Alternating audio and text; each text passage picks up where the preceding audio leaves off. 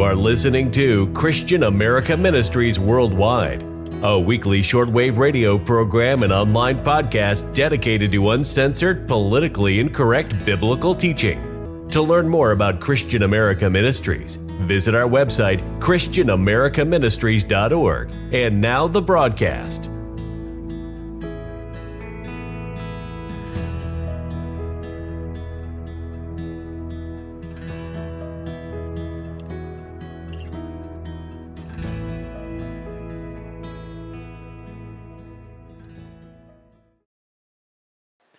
Greetings in the blessed holy name of our Lord Jesus Christ. Thank you for listening to Christian America Ministries Worldwide.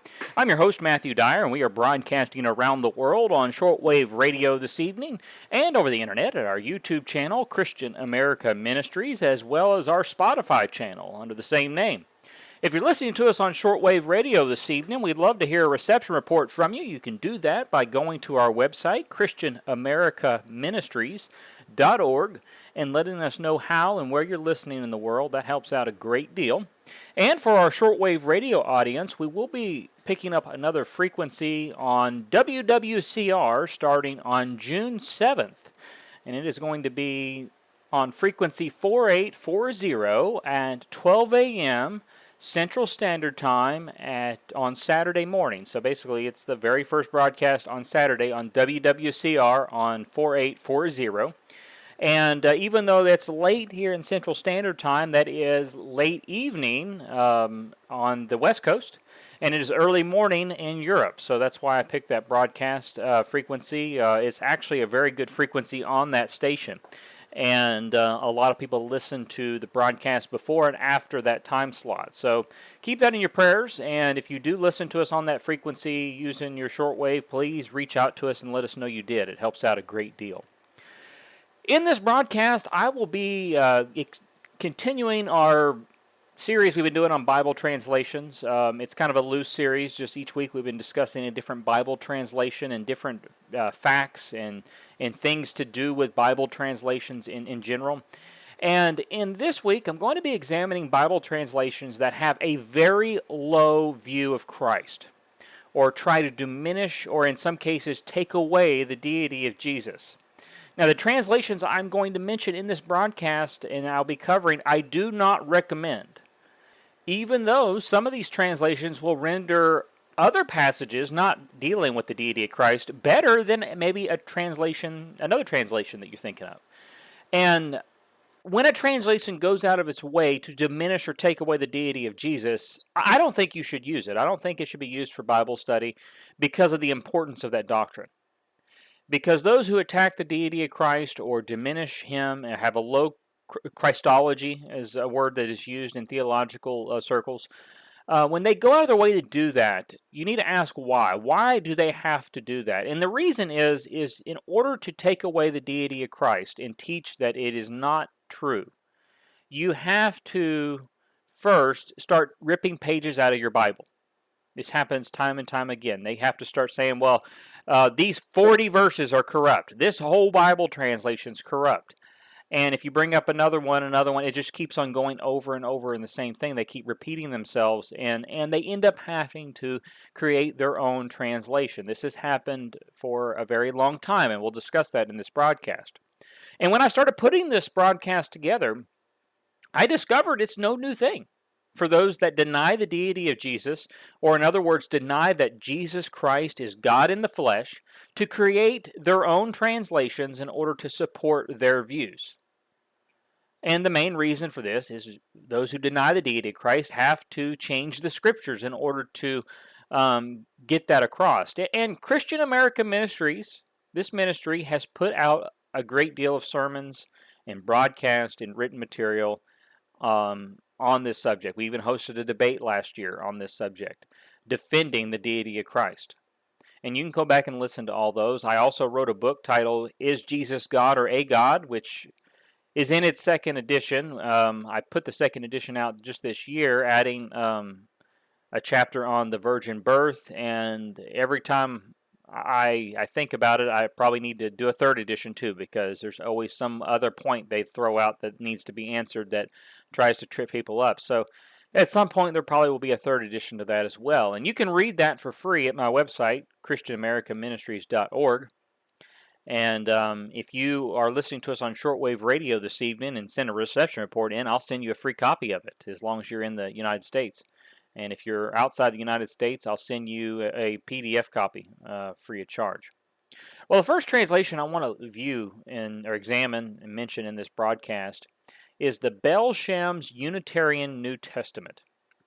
Now, it was translated by Thomas Belsham in 1803. Now, I say it was translated by him. It really wasn't. It was a revision of a Bible translation called the Newcomb's Version, translated in 1796. The translation by Belsham was funded by the Unitarian Church, a group of Unitarian churches. So it was funded by a denomination. Now that's important to note because some of the translations that we're going to mention later on in this broadcast claim that they are untouched by denominational bias. And Unitarians, which they deny the deity of Christ, they are a denomination and they have biasnesses towards the Scriptures and towards this doctrine. So don't be fooled when someone says, well, my translation is untampered by denominational bias. Nope, that's not true. That's not true. And Belsham's translation is no different. Now, Belsham, in an article published in 1820, explained that the main objective of his translation was this. He said, quote, to serve as a sort of commonplace book to the New Testament, by exhibiting to the inquiring and serious reader a plain and faithful account of the manner in which the most learned and approved Unitarian writers translate and explain the text upon which the Unitarian controversy hinges, and the grounds of their interpretation. End quote. Or in other words, what he's saying is we can't prove our point of view using other translations, so we will have to write our own, is what he's saying. Now in John 1, verse 1 through 5, this is how Belsham translated this passage. Now, if you're familiar with the New World Translation of the Scriptures, also known as the Jehovah Witness Bible, you will recognize something in this passage. This is how Belsham rendered the passage. It says here, the Word was in the beginning, and the Word was with God, and the Word was a God. This Word was in the beginning with God. All things were done by him, and without him was not anything done that hath been done. By him was life, and the life was the light of men. And the light shone in darkness, and the darkness overspread it not. End quote.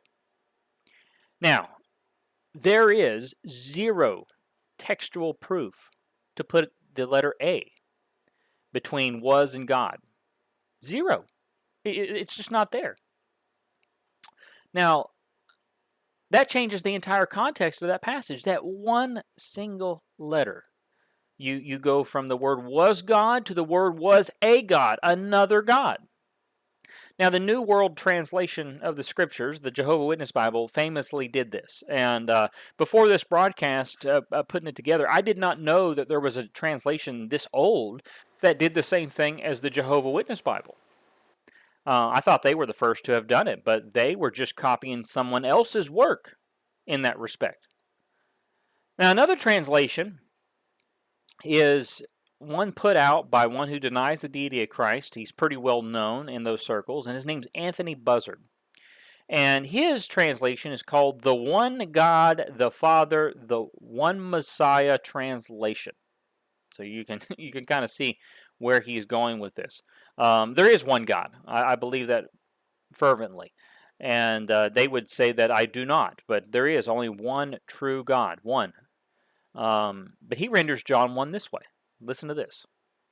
In the beginning was the Word, and the Word was with God, and the Word was fully expressive of God himself. Let me read that again, that last part. And the Word was fully expressive of God himself. Another translation, which we'll talk about more in the broadcast, later on in the broadcast, is the Keys for the Kingdom Bible, translated by Christopher Sparks. He also denies the deity of Christ, and in John 1:1, he renders it this way. In the beginning was the Word, and the Word was pointing to God, and the Word was God. This was the beginning pointing to God. End quote. Now, we'll get into that translation a little bit more, but all these, Anthony Buzzard's translation and Christopher Sparks' translation, they're attacking John 1:1 is what they're doing, and they're trying to slightly change it. They weren't as bold enough to add an A and create another God like the Belsham's translation or the New World translation, but they are slowly rendering it a little differently, and that way they can twist the context, usually in their footnotes or their preaching or their videos that they put out. But this passage, John 1:1, is attacked the most by those who deny the deity of Christ. And what is often overlooked, though, is the Greek word rendered as was in this passage is the Greek word ein. It is a timeless word, and it points to the existence before the present time without referencing a specific point in origin in this passage. And those who deny the deity of Christ often say the beginning in this passage is the beginning of the creation of Jesus. So we're speaking around the first of the first century. So it's speaking of the birth of Jesus. But in the Greek, it doesn't say that. One can push back the beginning because of this word ein in John 1:1 as far back as you can imagine. And according to John and what he wrote, the Word, which is Jesus, still is. So as far back as you can go, Jesus was there, which would line up with the traditional view of Jesus in the Scriptures. Now, the Word is eternal, timeless. The Word is not a creation that came into existence at the beginning or a beginning. The Word was already there before that. Now, John's very careful in his language in this passage. You can look it up for yourself using websites like Blue Letter Bible or eSword or something like that. But throughout this section, John carefully contrasts the Word and all other things. He does so by consistently using ein of the Logos, or of the Word of Jesus, by consistently employing a different verb in reference to all other things. The other verb is to become, that's ageto. It is used of John the Baptist in verse 6, of the Word in verse 10, and of the children of God in verse 12. Only when we come to verse 14 does John use to become of the Word. And that is when the Word became flesh. And this refers to a specific point in time, the incarnation. And it fully demonstrates how John's intentional usage of contrasting these verbs with Jesus are put in place. Now, John's not alone in using this kind of language. Jesus contrasts Abraham's becoming with his own eternal existence in John 8:58 with the same word. The psalmist contrasted the creation of the world with eternity in Psalm 90 verse 2 in the Greek Septuagint, when it says, quote, "Before the mountains existed, and before the earth and the world were formed, even from age to age, thou art." Now in the Septuagint, this passage, it uses the same words and verbs found in John 1:1 and John 14. This is no accident.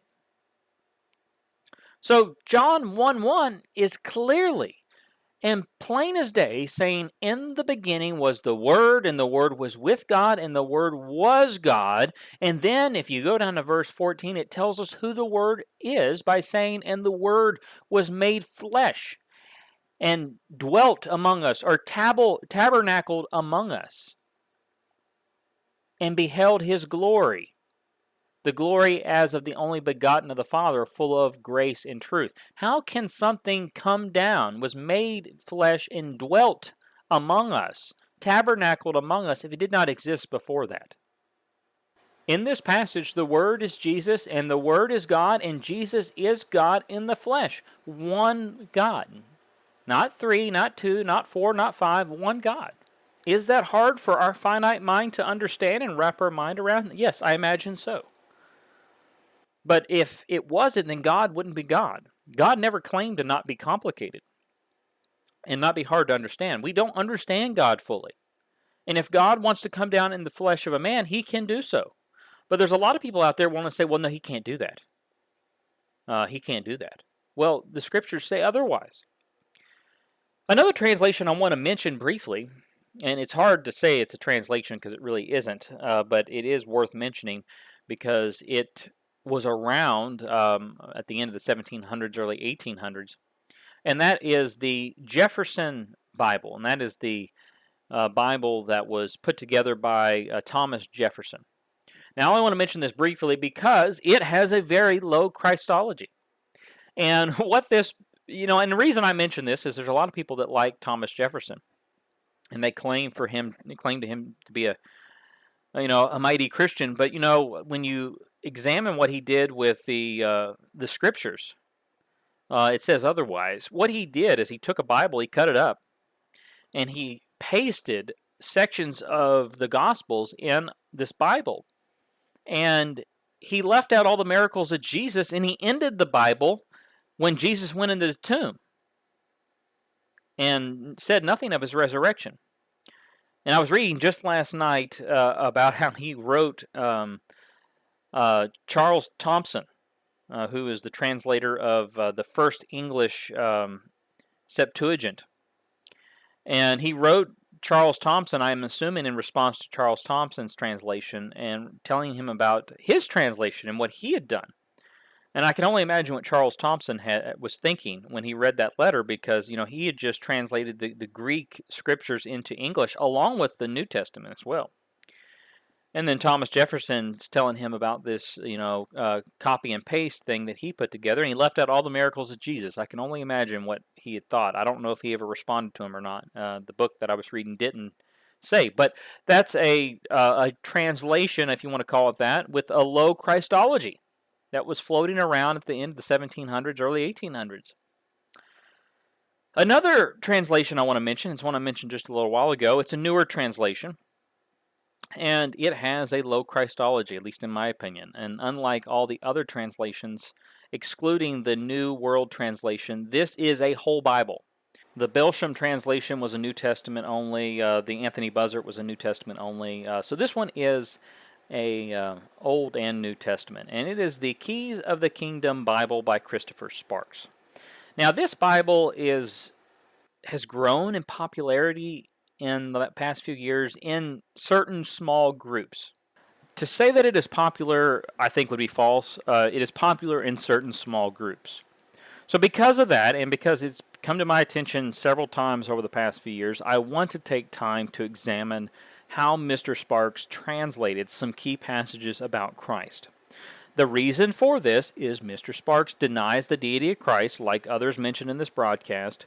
So right away, since he has published his own Bible, I'm very curious at how he translates certain passages in his translation about Christ. Because historically, those who deny the deity of Christ are historically known to tamper with the Scriptures. Look at the Jehovah's Witness Bible, the Belsham translation, even Anthony Buzzard's translation and others. And those aren't the only ones that are put out for those who deny the deity of Christ to be their own Bible. And they usually say they've got it right. This is the first time that it's been written, translated correctly, and they're the first ones to do it. So that's why I want to examine Sparks, because he claims that. But before I start, I feel like I should make a disclaimer of sorts, because in the past, when I have criticized choices Sparks has made with his translation, some of the fans of his translation have criticized me for criticizing his translation, which I find strange, because a Bible translation should not fear to be criticized or examined. But I've come under attack for just criticizing his choices by not just other people, but him as well. And when it comes to Sparks' translation choices, I don't disagree with all of them. I want to make that clear. There's some choices he makes concerning, like the word Gentile and Jew, and grave and things of those nature. I agree with his translation choices. I don't disagree with them. And there's others. there is issues with all translations because they are a translation into Greek or Hebrew into English, and you can't always bring over every thought and every meaning of a foreign language word like Hebrew or Greek into English, and there will be room for misunderstanding, especially as languages develop. So that's why we need, as Christians, as Bereans, need to dig into the Greek particularly, but the Hebrew as well, and understand the original languages better. That way we don't have to solely rely on an English translation, that we can dig in and understand why the translators made those choices and be more firmly grounded in that work. Now, the most alarming thing with Sparks' translation is not the translation itself, but is he, the translator, claims that his translation is the only translation in the last 2,000 years that has got it right and is correct, and has posted publicly that all other translations, all of them, every single one, is a work of the flesh, and that his translation is a work of God, inspired by God. So this should make anyone stop and examine his work, since he views it as an inspired translation, and in his own words. And since he denies the deity of Christ, we should examine his translation in view of Christ even more closely because of that.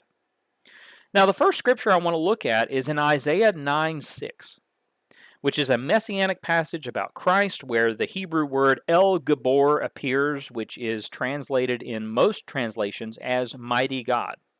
In fact, I looked at Bible Hub, and you can go do the same. I stopped counting at 31 Bible translations that translate this Hebrew word as mighty God. Now, Sparks, in his 2023 edition of his translation, renders this verse this way. It says here, "For a child is born for us, a son is given to us, and the government will be on his shoulders, and his name will be called Wonderful Counselor, a Mighty Ruler, Founder of the Aeon," or age. End quote. Now, the reason I mentioned 2023 edition is because in Sparks' 2022 edition, just a year apart, of his Keys of the Kingdom Bible, he renders this Hebrew word as mighty God, and then a year later, he changes it to mighty ruler. That's very strange. Now, I discovered this last year, digging into his translation, and I reached out to Sparks via email, and I asked him why he chose to change it from mighty God to mighty ruler in just a year. I wasn't picking on him. I just wanted to know his scholarly reason for wanting to change this, because this is a messianic passage. It's a very important verse, not just to the theology of people who believe in Jesus as being God in the flesh, but also him. It's a passage that he can use to teach the opposite. So I asked him, I wanted to know what was his justification for changing that word, because I couldn't find any other translation that rendered it that way, so he's the first one to come up with it. And sadly, this is what he told me. Quote, "I cannot honestly remember now. I'm afraid maybe to get away from the word, quote within a quote, God," end quote. Now, you can take that for what it's worth, but to me, that is not a very good answer on such an important passage that it seems that almost every single Bible translator in history that have rendered from Hebrew to English thinks that he is incorrect. Because I've been unable to find one example of someone that translated this word as mighty ruler. What's interesting with this translation choice is in the very next chapter, in Isaiah chapter 10, when this word is clearly speaking of Yahweh, he leaves the word untranslated, and he just transliterates it as El Gabor, which he says he does for all the titles of God, but not Christ. And if you read that passage, the same word, the same Hebrew word in Isaiah chapter 9, speaking of Christ, and in Isaiah chapter 10, just a handful of verses downward from his writing that, this same Hebrew word El Gabor is speaking of Yahweh, which is not insignificant. It's not at all. So I believe Sparks, in this translation choice, he deliberately downplayed El Gabor as mighty God in one edition into mighty ruler, speaking of Jesus. I think he did that on purpose, and he couldn't give me an answer otherwise, and he admitted it. He said that he was maybe to get away from the word God. Well, why would he want to get away from the word God? Because he doesn't believe Jesus is God in the flesh.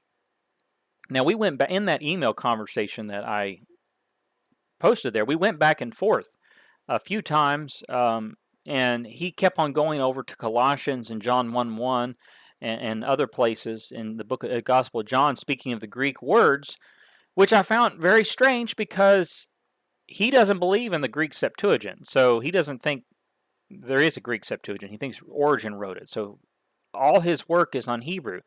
And I'm asking him about a Hebrew passage and his choices for translating a Hebrew passage into English, and he's going over to the Greek.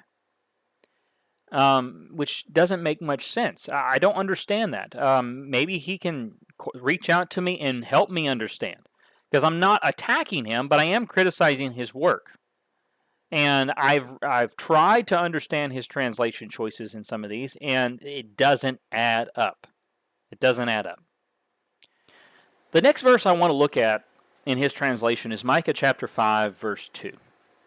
Which is understood to be a messianic passage. Tells us that he'll be born in Bethlehem, speaking of Jesus. Part of this passage is even quoted in Matthew chapter 2, verse 6.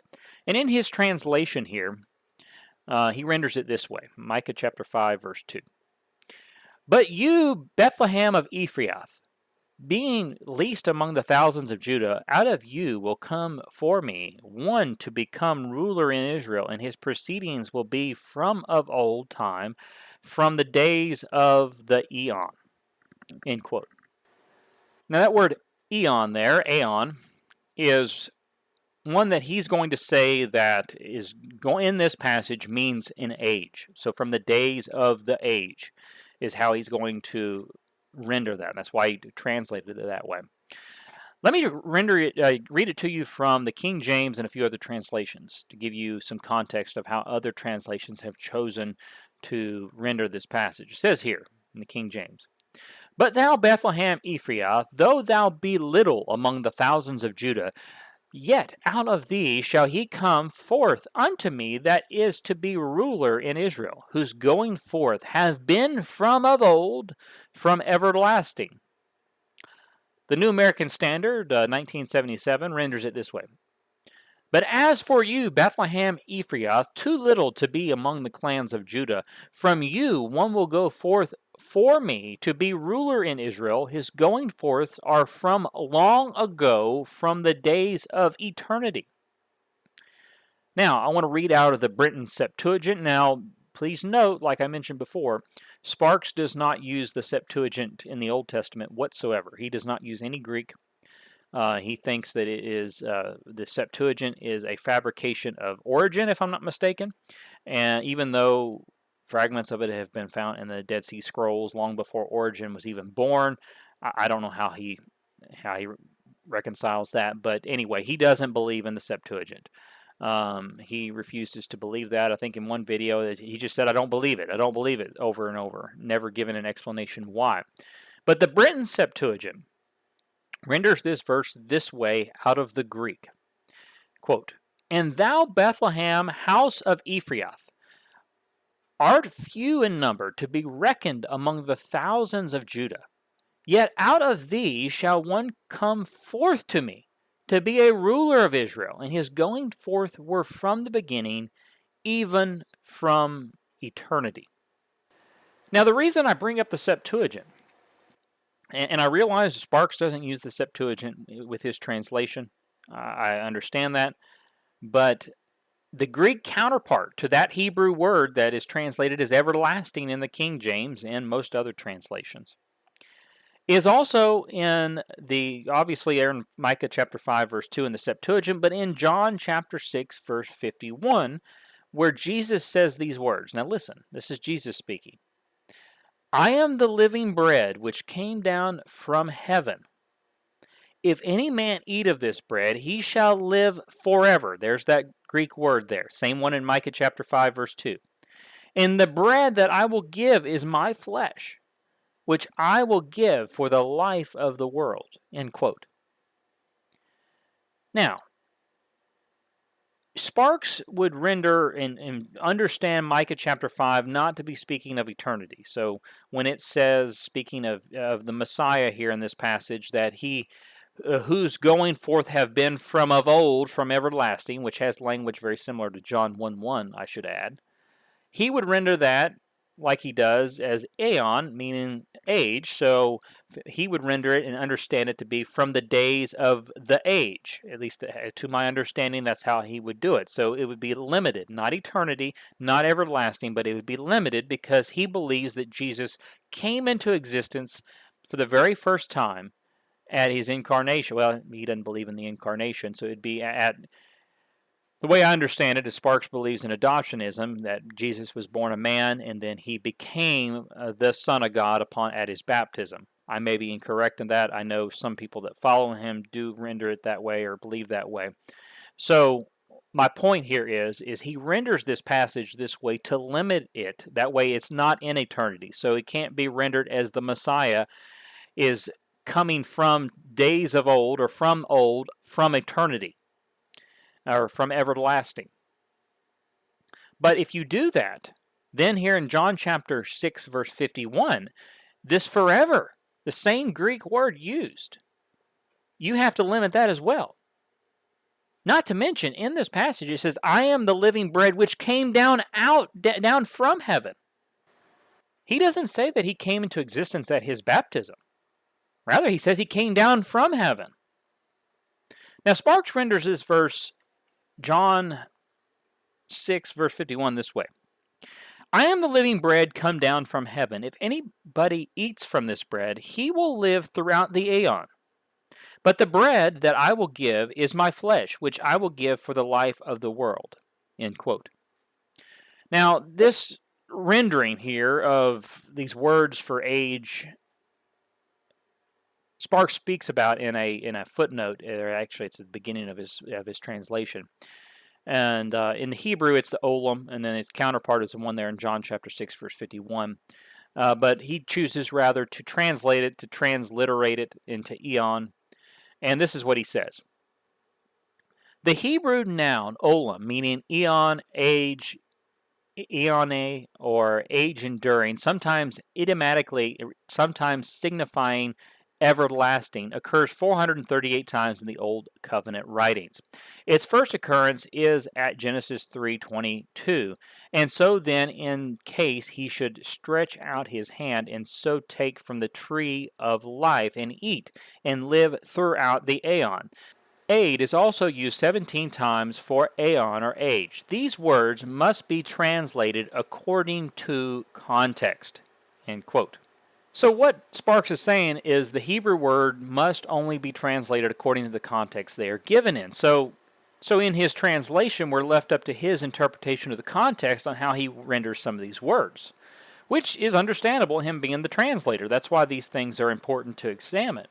So given Sparks' view of Christ, I find it interesting his choice of wording in this passage, because in passages like Genesis 17:7, concerning the Abrahamic covenant, he didn't leave olam untranslated. Rather, he renders it as age enduring. Now, why not be consistent? I don't think Sparks' translation here is terrible, but I do think you can see his view of Christ and how he is wording and deliberately letting some of his biasness leak through his translation and how he's rendering it. Another passage I want to look at here is in Zechariah 12:10 in Sparks' translation, which is a clear prophecy of Jesus. And Sparks translates this verse this way, quote, I will pour out on the house of David and on the inhabitants of Jerusalem the spirit of merciful goodwill and of prayers, and they will look to me because of the one they have pierced. And they will mourn for him as one mourns for an only son, and they will mourn for him as one mourns for a firstborn. The King James renders this verse this way. Zechariah 12:10. And I will pour out the house of David and upon the inhabitants of Jerusalem the spirit of grace and supplications, and they shall look upon me, whom they have pierced. And they shall mourn for him, as one mourneth for his only son, and shall be in bitterness for him, as one that is in bitterness for his firstborn. The Brenton Septuagint renders it this way, Zechariah 12:10. And I will pour upon the house of David and upon the inhabitants of Jerusalem the spirit of grace and compassion, and they will look upon me, because they have mocked me, and they will make lamentations for him as for a beloved friend, and they shall grieve intensely as for a firstborn son. The Legacy Standard Bible renders this verse this way. And I will pour out of the house of David and on the inhabitants of Jerusalem the spirit of grace and of supplication, so that they will look on me, whom they have pierced, and they will mourn for him, as one mourns for an only son, and they will weep bitterly over him, like the bitter weeping over a firstborn. End quote. Now, I'm unsure where Sparks gets his reasoning for translating this verse as because of the one they have pierced. He's not the only one to translate this verse in a similar way. Not exactly, but there is another translation that's translated it similar. And that is the 1917 JPS Tanakh. Now, this is a Jewish translation of the Old Testament using only the Masoretic text. And this is what it says. And I will pour upon the house of David and upon the inhabitants of Jerusalem the spirit of grace and of supplication, and they shall look unto me, because they have thrust him through. End quote. Now, other translations that translate this similar as Sparks is the Contemporary English Version, the Good News Translation, the International Standard Version, and the Catholic New Revised Standard Version. Just pointing that out as facts, not saying one way or another, I'm not saying they even influenced them, but it's just worth noting. Now let's move on to the New Testament. Sparks has translated John 8:58 this way. If you want to go ahead and turn there. In his translation, he says this. Jesus said to them, Truly, truly, I say to you, before Abraham is to appear, I am he. Now, you all are probably familiar with this passage. The King James renders it as, And Jesus said unto them, Verily, verily, I say unto you, before Abraham was, I am. New American Standard renders it, Jesus said to them, Truly, truly, I say to you, before Abraham was born, I am. The Legacy Standard Bible says, Jesus said to them, Truly, truly, I say to you, before Abraham was, I am. Now, I was unable to find any translation that even got close to Sparks' translation. Now, the English word was in this passage is rendered from the Greek word genomai, and the English word before in this passage is the Greek word rendered from the Greek word prein, neither which can mean appear. Now, I believe that the text was going to use the word appear, like Sparks rendered it. It would have used the Greek word phino instead. This word appears in these passages here I'm going to read you. And you be the judge and see, you can look these words up on your own and look at the passage in John 8:58, and you see if you can see how these Greek words can mean appear. But the Greek word phino, which should have been used in this passage if Sparks' translation is correct, appear in Matthew 1:20. It says this, But while he thought on these things, behold, the angel of the Lord appeared, phino, unto him in a dream, saying, Joseph, thou son of David, fear not to take unto thee Mary thy wife, for that which is conceived in her is of the Holy Ghost. Matthew chapter 2, verse 7. Then Herod, when he had privily called the wise men, inquired of them diligently what time the star appeared, phino. Mark chapter 16, verse 9. Now when Jesus was risen early the first day of the week, he appeared, phino, first to Mary Magdalene, out of whom he had cast 7 devils. So, as you can see with those 3 examples there, I'm unsure where Sparks gets his justification for the word appear in this passage. I just don't see how he can do it. It seems like what he's trying to do when he says, I say to you, before Abraham is to appear, I am he. It seems to me, and I could be wrong on this, that he is trying to hint that truly, truly, I say to you, before Abraham is to appear at the resurrection, because that's the next time Abraham would appear, I'm assuming, in his theology, I am he. I think that's what he's trying to do, but there's no justification for changing that and adding appear in there. It just isn't. It doesn't appear in the Greek language. I think that he's being dishonest and inserting his biasness to make Jesus just a man. And interestingly enough, somebody this morning had sent me a video that Sparks did on Micah chapter 5, verse 2. In the comment section, he was going back and forth with somebody that was commenting on his video and disagreeing with his view on Jesus being just a man. And he said this in one of the comments that I thought was noteworthy, because this is the man translating these passages. And he says here, it's weird how the 3 gods people need to quote passages at me as if I haven't seen them before, as if I haven't crushed them to powder 100 times concerning translation and 100 times concerning interpretation. I've seen them all. I know the lot. When I had the revelation from God that Jesus is a man, all the passages I went to, I was astounded at what I saw and horrified. And I rejoice to know the true Jesus instead of the fake Jesus of the church system. End quote. Now, I point that out to note that this Bible translator, the one that we've been reading his passage that he's translated, says that he received, or as implied, a special revelation from God on Jesus being just a man. And then, as it says there in that passage, or that text comment there, that when he went to the Scriptures, that special revelation that he received reflected how he interpreted the Scriptures. And I think that's why we see some of these passages here distorted and confused in how he translated them. Like this word appear, which there's no justification for putting it there. So I point that out because he's putting this stuff out publicly, and he's a Bible translator, and people are buying his Bible and reading it.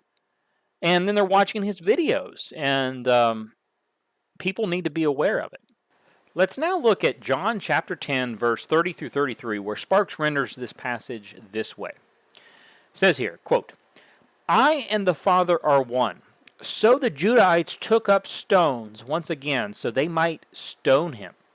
And Jesus answered them, I have shown you many good works from my Father. For which of those works do you stone me?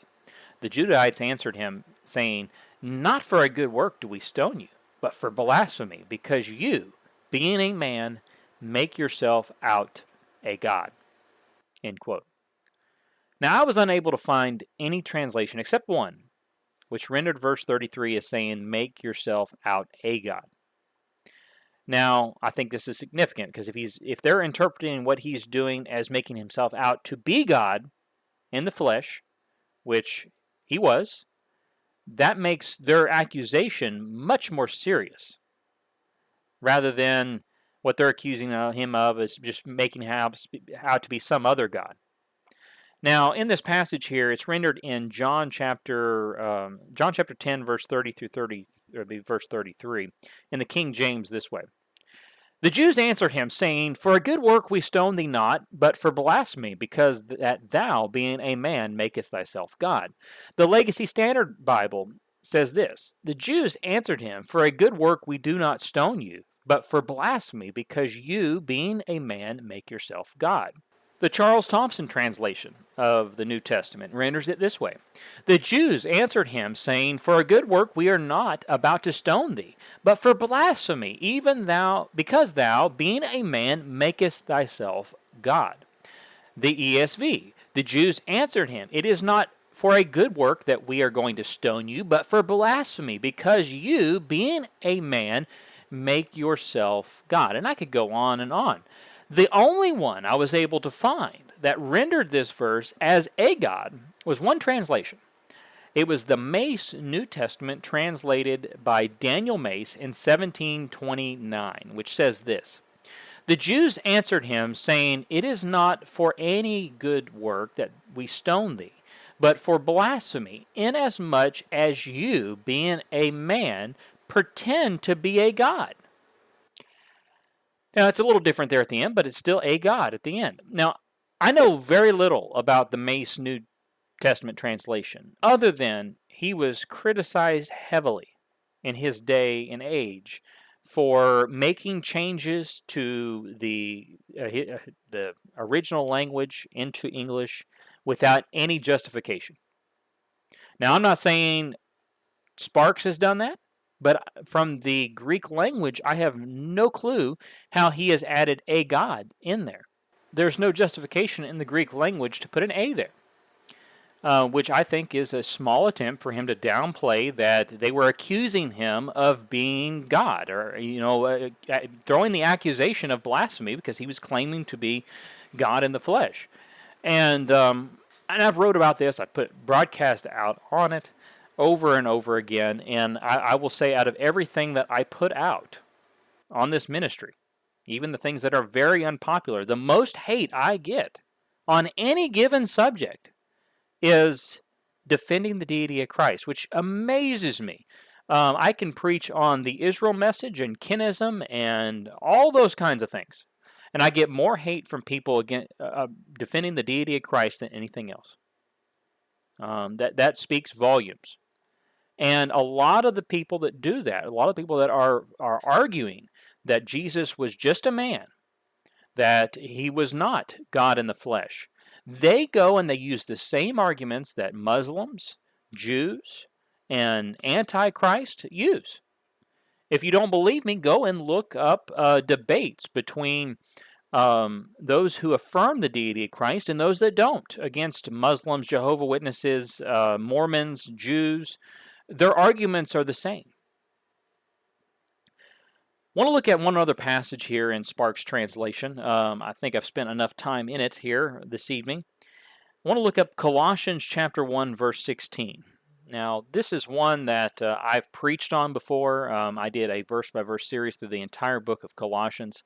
And his translation here, let's read in verse 15 of chapter 1. This is speaking of Jesus here. "Who is the representative of the invisible God, firstborn of all mankind." Verse 16. "For everything is founded in him. The beings in the heavens and the beings on earth, those invisible and those invisible, whether seats of governments or sovereignties, whether prime rulers or forces of power, everything has been founded through him and for him, and he is over all things, and everything holds together in him." Now, let's go ahead and let's go over to Colossians chapter 1, verse 16 or 15, verse 15 through 17, or 15 through 18, and let's read it out of the King James. It says here, "Who is the image of the invisible God, the firstborn of every creature? For by him were all things created that are in heaven and that are in earth, visible and invisible, whether they be thrones or dominions or principalities or powers. All things were created by him and for him. And he is before all things, and by him all things consist. And he is the head of the body, the church, who is the beginning, the firstborn from the dead, that in all things he might have the preeminence." The Charles Thompson renders it this way: "Who is an image of the invisible God, a firstborn of the whole creation? Because all the things which are in the heavens and which are on the earth were created by him, the invisible and invisible, whether thrones or dominions or principalities or powers, they were all created by him and for him. Therefore he is before all, and they are all kept in consistence by him."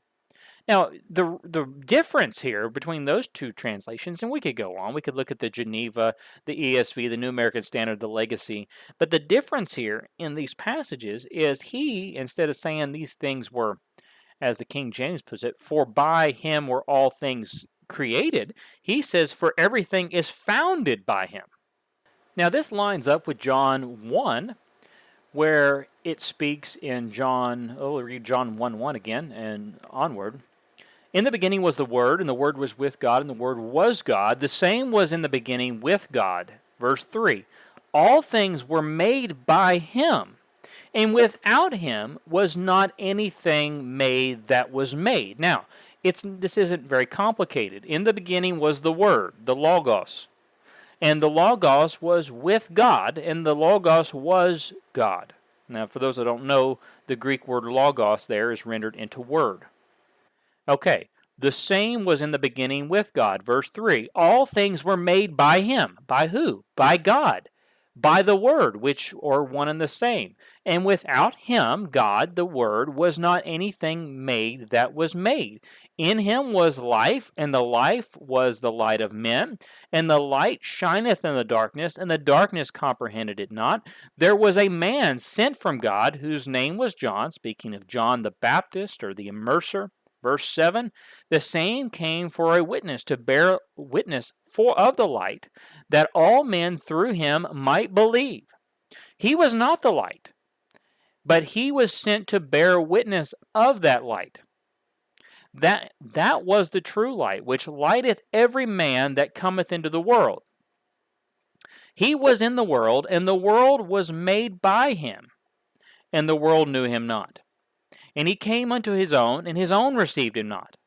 But as many as received him, gave he power to become the sons of God, even to them that believe on his name, which were born not of blood, nor of the will of flesh, nor of the will of man, but of God. Verse 14, and the Word, the Logos, was made flesh, and dwelt among us. So the same Logos is God. God made all things. And then in Colossians, it clearly says that he made all things as well. So with all that being said, I don't recommend these translations that I mentioned here. And there's so many more to mention with low Christology. And I mainly focus on the Keys of the Kingdom Bible, mainly because it's newer and being used among people that I've come in contact with. But I gave you examples of how similar translations in that Bible go back over 100 years to other translations of people who denied the deity of Christ, who had similar renderings and thoughts, and long footnotes to explain away passages that are very clear, like John 1. Like I've said before, this is no personal attack on Christopher Sparks, but he has put himself out as a teacher and a Bible translator, and his work should not fear investigation. And I believe his work needs to be criticized. Because he says on the back of his Bible here, on the cover, or the back cover of it, says, the Keys of the Kingdom Holy Bible is the result of 25 years of intense research from multiple sources, untouched from the bias of any religious assembly. It has meant the restoration of thousands of passages, including all major themes of the prophets and apostles of God in Christ. End quote. I disagree. I think it has been touched by the biasness of the Unitarian point of view. We saw that in the first couple translations that we viewed, which were funded by Unitarians. And even though some of the passages that we looked at are a little different and rendered a little differently, if you look at the footnotes of some of those, they're very similar theology to what Sparks is putting out. So there is a biasness. It's clear. Like with the passages that we examined, there was some clear biasness in how he rendered those passages and his lack of explanation on how and why he rendered them. I've tried to reach out to Sparks a few times, and sadly, I just can't seem to get much of a response from him. Recently, I reached out to him about a week or so ago concerning his view on the virgin birth, because the way I understand it, he denies the virgin birth. I don't know for sure. I don't think he's done a video on it. But I don't watch a lot of his videos. I've watched a couple of them. And he replied to me with a long email about how superior his translation is, and never once mentioned anything about the virgin birth, but went on about how great his translation was, and I have no idea why. I replied, what does this have to do with the virgin birth? And he never replied. Bible translations are very important, and how they render verses dealing with our Lord and Savior are very, very important. And I'm sure there are many more out there that do similar things as the ones mentioned in this broadcast, and I'm sure there's far worse ones out there. But I wanted to do this to help make you aware of some of these things and to watch out for them. And I pray that Mr. Sparks listens to this broadcast and considers some of the things in this broadcast, or maybe some of the people that are following him. It sounds like he has his mind made up. But perhaps if you're listening to his videos, or if you are reading his Bible and his footnotes and some of his companionary books that he's written to go along with his translation, you'll reconsider some things. And maybe go back in the archive here at Christian America Ministries and go back and listen to some of the stuff that we've put out on the deity of Christ and how to defend it. And I'm going to put out more material on it. There's a lot more to be said on it. But we've hosted debates, we've hosted broadcasts and interviews, and we'll continue to do that and help answer people's questions in that, and fight off those who criticize the deity of Jesus Christ, that God being in the flesh. And we'll continue to do that, and to the best of our ability. And in the meantime, if you want to, go to our website, ChristianAmericaMinistries.org. You can read my book there for free. Is Jesus God or a God? It is not exhaustive, not one little bit, but it'll get you a good start on this subject. You can read it for free. If you're listening to us on Shortwave Radio this evening, you can go to our website. I'll say it again, ChristianAmericaMinistries.org. And go to our contact page and send us a reception report and let us know how and where you're listening, and we'll send you a free copy of that book just as a thank you. Well, you've been listening to Christian America Ministries Worldwide. I've been your host, Matthew Dyer, and come back next week for another broadcast.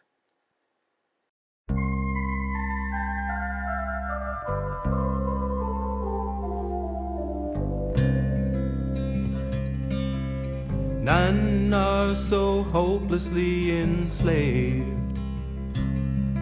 as those who falsely believe they are free. The truth has been kept from the depths of their minds by masters who rule them with lies. They feed them on falsehood till wrong looks like right in their eyes. For all of those with eyes that can see, whose spirits are quickened by words they can hear, the truth is alive, and he lived as a man whose life was a gift to this world. And if he has called you, this mystery will soon be. Thank you for listening to Christian America Ministries. If you are blessed by this outreach ministry, please consider going to www.christianamericaministries.org to our contact page and donating to our radio ministry to help keep this program on the air.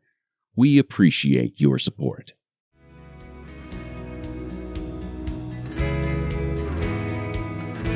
You have been listening to Christian America Ministries Worldwide. Come back next week on Shortwave Radio or on the internet for our next broadcast. To learn more about Christian America Ministries, visit our website, ChristianAmericaMinistries.org. Thank you for listening.